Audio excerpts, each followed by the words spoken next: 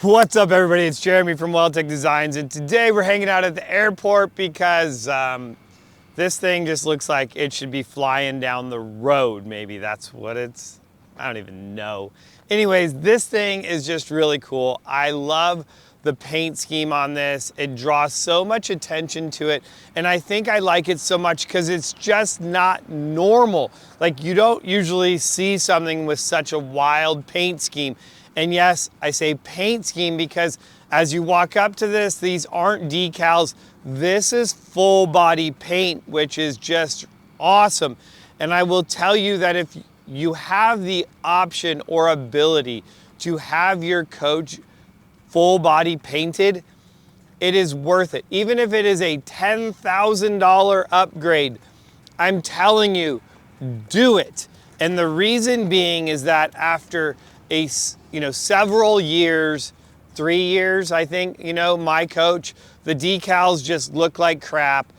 The coach yellows, it shows its age. And to me, this is not going to show its age.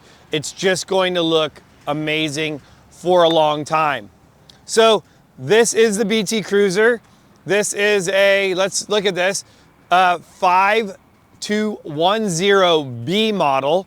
And there's so many things about these that are just really cool, other than they're just really small. You have the back entry on there, and even the fiberglass cap. We see a lot of these fiberglass caps on more of like the F550s and F600s, but this definitely has it, giving it some style. And now here's one big thing as well. It has a spare tire on it.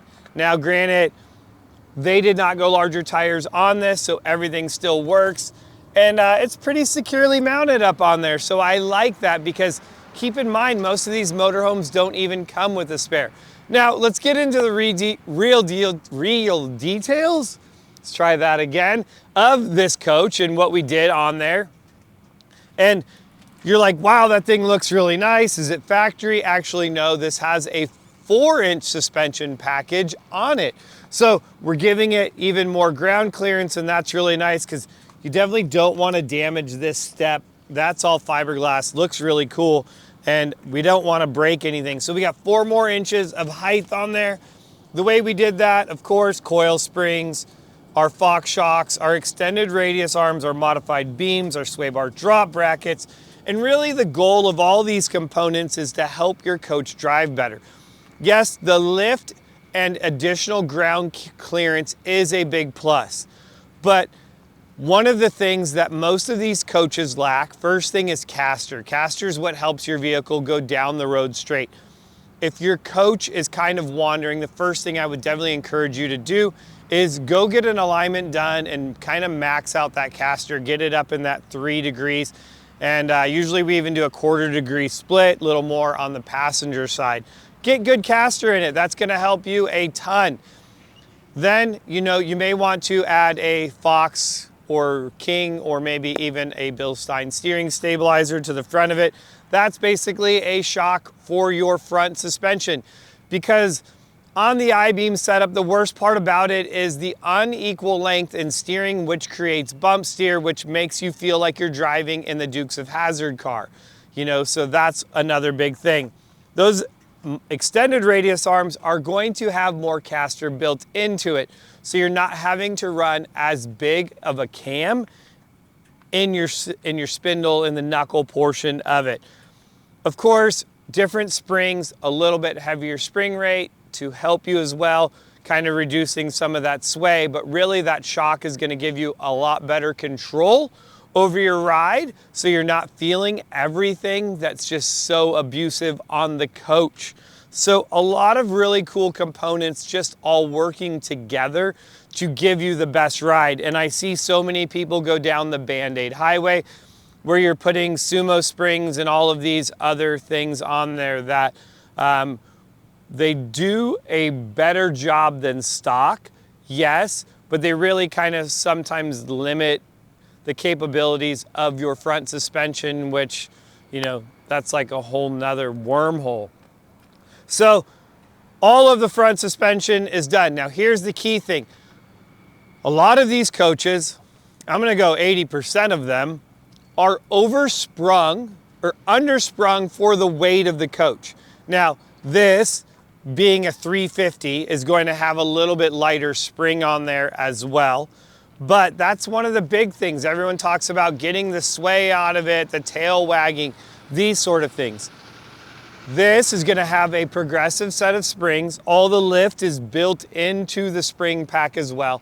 And the springs are built to the weight of the coach. So all of these things play a really important factor in getting your coach to drive amazing. You spent a lot of money on it. Let's make it drive as well as the coach looks. And then of course in the back, simple, another set of shocks in the rear of this. So you can kind of see in there, we have our Fox shocks in there as well to really control the overall ride.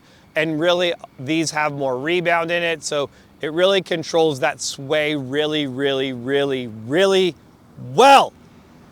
I mean, this is all you need to do.